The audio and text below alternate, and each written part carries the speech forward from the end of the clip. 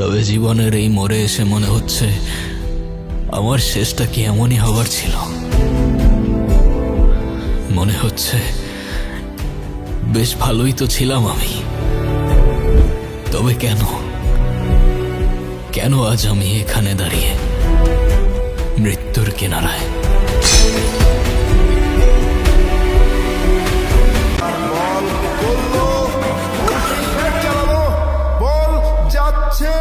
যাচ্ছে যাচ্ছে আর চলে গেল সীমানার বাইরে।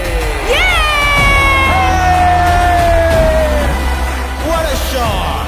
আমি জানতাম কৌশিককে ম্যাচ জেতাতে পারবে।